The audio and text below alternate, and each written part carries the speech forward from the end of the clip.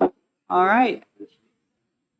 I will start the committee of conference on Senate Bill 354. I'm just getting ready for the next one. And I know Senator Prentice is on her way, and I'm sure is Representative Hunt coming? He's here. Yeah, he was just in the last one, so. I think just to summarize, we were debating yesterday about the differences between the House and the Senate bill. And do you have any additional comments, Senator Bradley?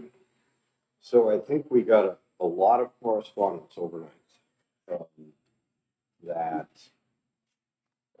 really indicates that the bill, the way it's structured, is very problematic. So I think it went to all the conferees. I'm happy to read some of the quotes from it, but I see everybody else's name. We did receive all of that as well. Okay. So again, hope that our colleagues in the House can accept the version of the bill that I proposed yesterday. That was in this copy in red. So I Oh, that's what I wanted to ask you.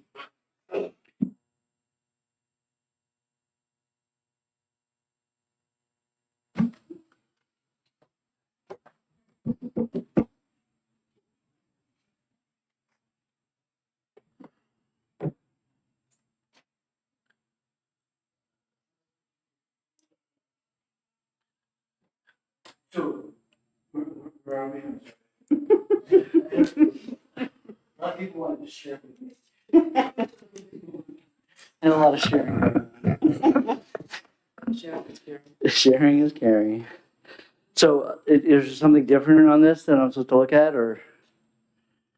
So I'm all I was saying before you came in, Representative Hunt, is that we got a lot of emails overnight to all of us indicating that I'll just read one paragraph from one of the letters from the Hemophilia Association.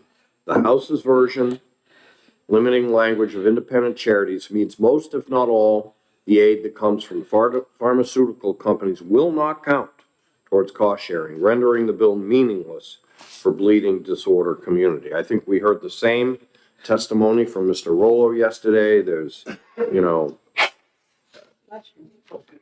whole bunch of letters that we've gotten over the last couple of days. So I think I have heard you loud and clear that you didn't think that was what was happening in your version of the bill. But I think if all these advocacy groups are saying that's what's happening, it's problematic.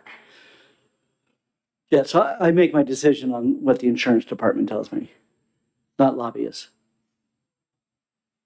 So, yeah, the insurance department told me to address the issue, the fundamental underlying issue was that when a hemophiliac shows up to pick up their drugs, that anybody could take their credit card out of their wallet and the pharmacist will easily take whatever the money, whoever the money is coming from. There is no need for that whole section in there about, call who the people are, what the money is, what the issue is. What we know is there is a federal statute that what the bill really focuses on is that benefit that is coming from the pharmaceutical companies. And what we did in our legislation, knowing full well that the real problem was the high deductible plans, which is a very small, limited part of the marketplace. And we addressed that issue. And that's really what we're supposed to do as legislators, is address the problem in the industry. Now, whether these nonprofits who, whatever their relationships with pharmas, feel compelled to say pass something, or that they know better than what our department knows, or what we did, No, I'm sorry. It's very nice that they want us to pass something, and that's what we're doing. And I just think that what the House passed was a marvelous piece of legislation because we did something that we don't really do, which we mandate onto insurance companies, which we've had this discussion even today, how some of us in the Commerce Committee are not too excited about mandates. Okay? And so therefore we did a mandate but it focused in on a very small group of people who truly will benefit from our amendment. And that's the purpose. But this language here doesn't make any sense. You're talking about all these people who already can give money. But what we heard in the hearing was that when it comes time to when that patient is picking up their drugs, and what the pharmacist does, and how they put it into the computer, we wanted to make sure that that money from the Independent Charity Association Assistance Program is absolutely applied to their cost sharing. That's what the issue was. The issue we heard was that it wasn't, that it was being used to reduce the premium, reduce the cost to the insurance company. So we addressed that issue. We absolutely made sure that cost payment, that payment was applied correctly, and that yes, there is plenty of opportunity if anybody else wants to write out a check or anybody else wants to get out their credit card. There is nothing barring from that money to be accepted by the pharmacist. But you're barring any contribution at a minimum from a pharmaceutical company to a charity organization from going to a patient group. That is the testimony Well, that that's we're just wrong. getting. And again, as I said yesterday, if you're gonna worry more about where the money's coming from than cancer patients, so be it. But That's a little bit, problematic. And that's what, excuse me, I'm sorry. that's what all of the groups that are out here in this room that are advocating on behalf of patients are saying. I mean, I'm not making it up. All right, So- it's just a little bit disingenuous to say that you don't care where the money's coming from, because the money is coming from those very same people, the people that pay premiums on that insurance. That's where the money's coming from. But it has to be noted that at the federal level, for all of, to take the money and the support money from the anything backed by pharma is considered an illegal kickback Oh, by the please. federal government. So what they did was that's the reason why this excuse was on the me, books. they did. They did. It is an illegal You guys kickback. haven't done your homework. Do you want? Yes, you should have done your homework. It is an illegal cut. You know, we're in recess right What? now. We're in Okay, recess no recess. till quarter after. Let's recess. We got nothing else this afternoon. Let's go. All right, let's vote. All right. So we're at an impasse. So what I'm gonna propose, because we obviously see the world differently.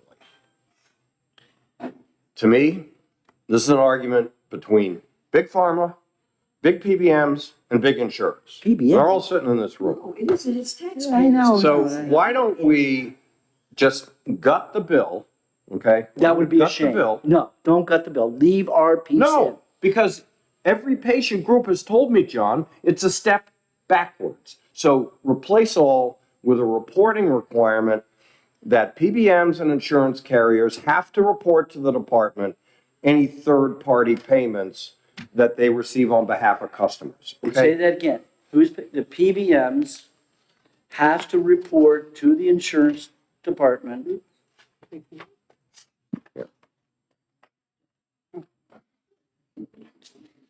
Yeah, those are for them.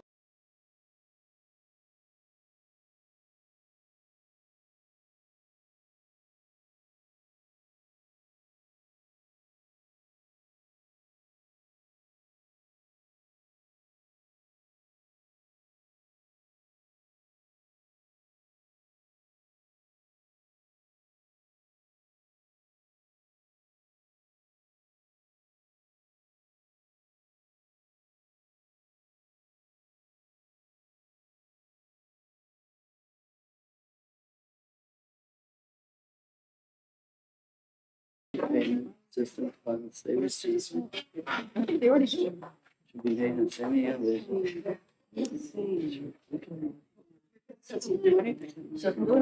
But they have this prepared. This is what Okay. they were gonna go in with anyway. Insurance parents shall report to their insurance all third-party payments.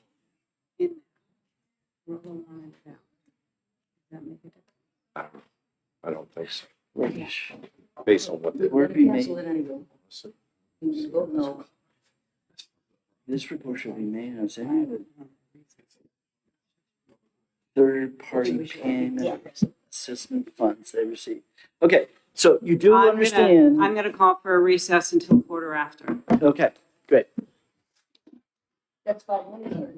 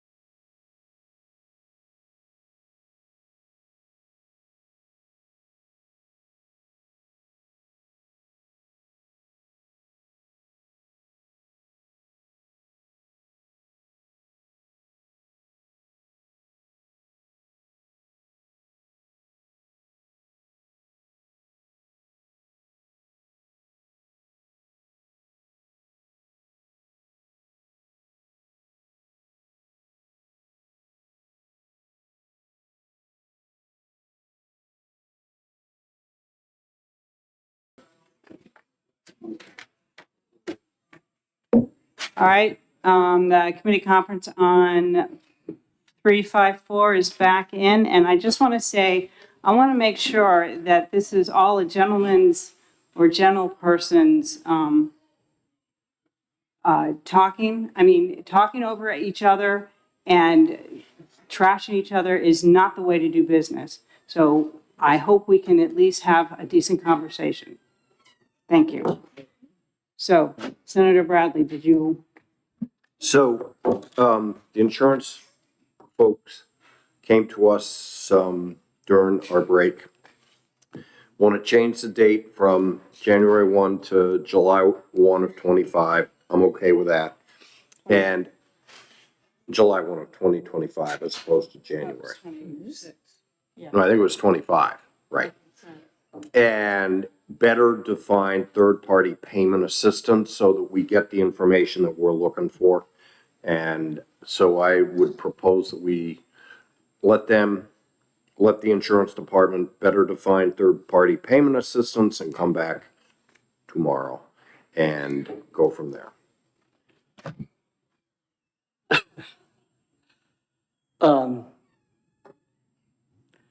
I'm speechless. Because what you want when it says third-party payment assistance versus what the state of Pennsylvania did with their study committee on this same subject matter said nothing about third party, because evidently they get it that third party could be a neighbor, could be a family member, it could be anybody, and nobody has any idea. The pharmacist doesn't know that. Pharmacist doesn't know where that money's coming from. The only time the pharmacist is even aware of what we're talking about today is if it is done under the patient assistance program, which is purely pharma, purely their assistance, and they know damn well if they wrote a check or made a coupon or made something out to somebody. So the whole idea of a study committee is absolutely absurd on the face of it. But the state of Pennsylvania did say that they want offer of patients and anybody who offers each pharmaceutical manufacturer that does business in let's say the state where we are offers a patient assistance program shall inform the department of all the following: the existence that the program exists, the eligibility requirement for their program, the drugs covered by the patient program, the information such as telephone number which may be used to apply for a patient assistance program. Information clearinghouse shall maintain the information submitted by all pharmaceutical manufacturers and any appropriate volunteer health organizations that would be like to participate and make it available to the public. Okay? That does not include family, friends, or GoFundMe. So we are so far away from what you wanted on this piece of paper and what one state has passed. Well, good. Why don't we let the insurance department come back and better define, what this is gonna look like. I'm okay with that. What I'm not okay with is the fact that, we are really giving the short shrift to cancer patients. No, And we're that- not. Yeah, we are. We No, are. we're not. Every advocacy group has said that. No, but they don't know what's in this bill. They don't understand the issues then. They do not know the bill. Okay, all right. We can go back and forth all day long. They've put a lot of this in writing. We know what they've said. You don't agree with it. I agree with it. I'm proposing something that gets us more information. I'm willing to work with the insurance department to better define the third-party payment assistance. I don't have a problem with that. I don't know Right. why anybody would be arguing. Well, We're I guess- willing to walk away from our bill, ask you to walk away from your bill, collect more information for the future, for a future legislature to be able to figure out if we want to do something. Well, just out of the beginning, if you're unwilling, even if you wanted this study committee, or this study commission or whatever, which seems absurd on the face of it, that you're asking the pharmaceutical companies to tell us what they're doing when they know damn well what they're doing. But I understand you do like study committees, you do like studies and reports. This is not a study. It's a Okay, report. here's what Very I'm asking, is that you pass the House position. No, it is a step backwards. You can ask any of the patient advocacy groups in this room that it's Then a step why you backwards. asked them when you played the tape, they both said yes, they were okay with the amendment when it passed the Well, but House. they're not today. Maybe they didn't understand it then. Okay, okay. That's it. If you are unwilling to pass what we did, which was a really big thing to do, to really take care of the people who really need this program, who really focus on exactly intent of the legislation, if you just think that the pharmaceutical companies who have their nonprofits that they have taken good care of, and have them tell you that this whole idea is a bad idea from what the House did, if that's what they're telling you, that what we did is such a bad idea, then we're done. Okay, All right. what's the House proposing? Well, the House proposal is you recede to the House position. No, we're not gonna do that. Okay, let's take a vote. I move that we accept the Senate accede to the House position. Do you have a second? I'll second. All right. Okay, we have a vote and a second. You're the chair, not me. She's in the chair. All those in favor of acceding to the House position, say aye. Aye. Opposed? No. I move that the House accede to the Senate position. I'll second that. All those in favor of acceding to the Senate position, say aye. Aye. Opposed? Aye. And now I'll move that the House and Senate continue to have a discussion about the amendment that I put forward, knowing the insurance department is going to better define patient assistance. So you want to schedule another meeting tomorrow? Yes, that's what I'm asking. All right, all I can say is, that's great, but it better include the House version. All right, I will, What time are we doing this now? I don't know. No, because I have to be across. this. All right, noon tomorrow? Oh, we Okay. have, wait, we have, wait, I know, well, you might have to be replaced. You might have to be replaced. noon, and I'll try and get a room. I'm not sure.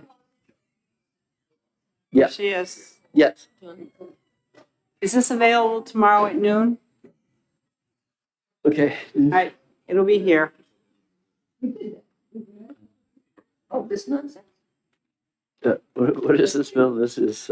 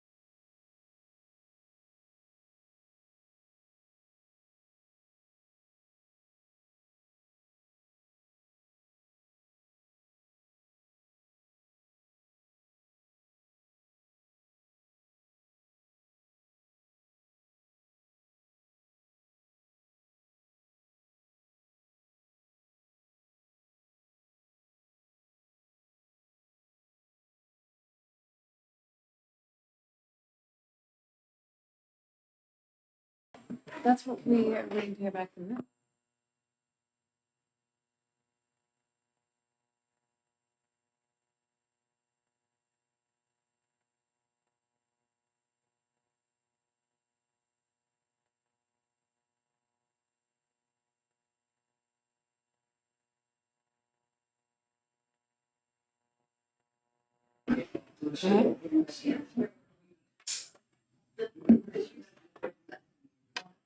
Huh?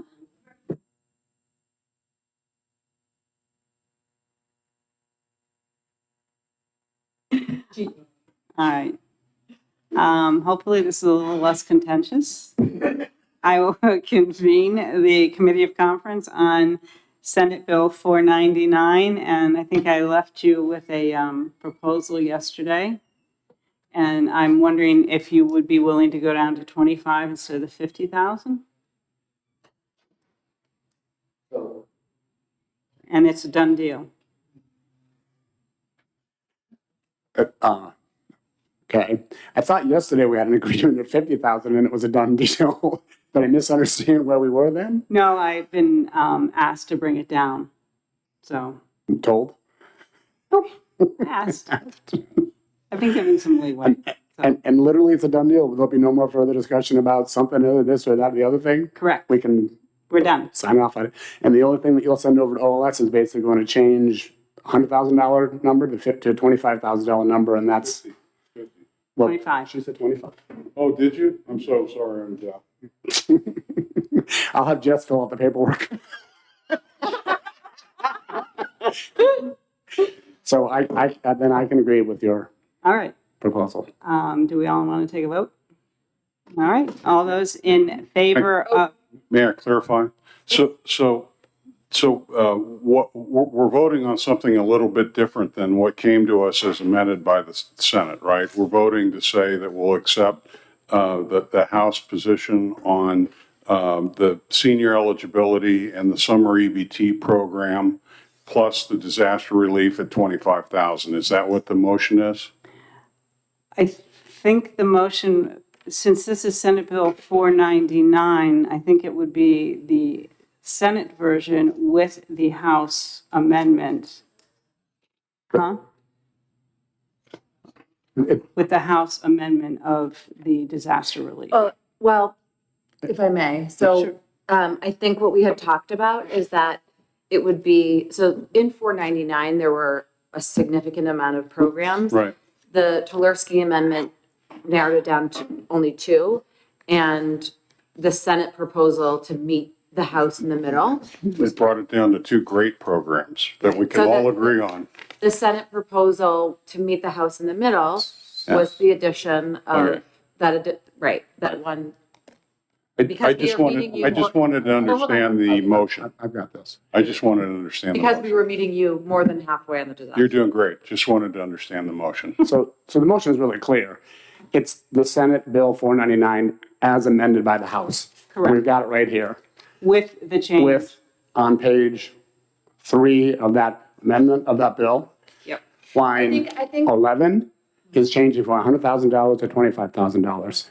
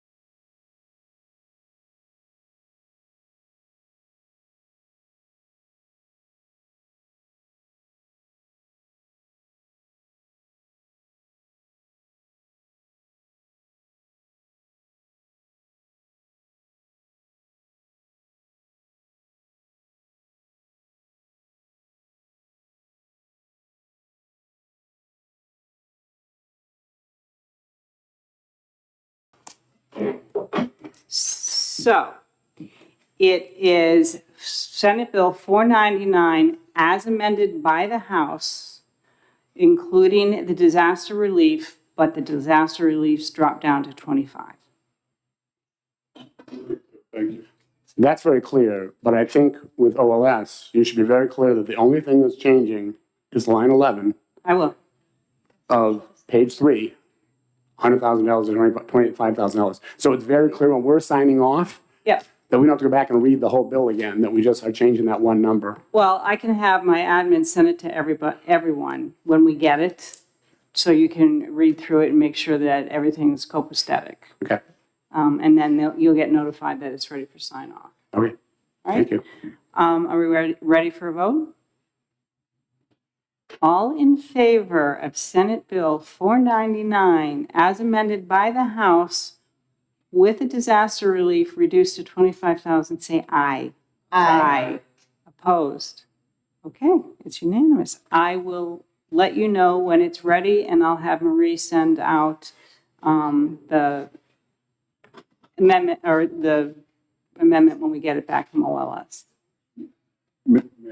May I make another request? I think you're on the committee of conference that is looking at a similar bill, like 1278, or I forget exactly the number. You're on another committee of conference. Senator Burkle's not on it, but I am. Oh, could you make sure that this vote is understood by that committee of conference, please? I think some members are here too. And I think Senator Bradley's on that committee with you. So Senator Bradley, would Well, you? obviously, he knows, so Right. I will make sure he knows too. Okay, thanks. All right. Any other comments, questions, concerns? With that, I will end the hearing on the Committee of Conference on 499 and have fun the rest of the day.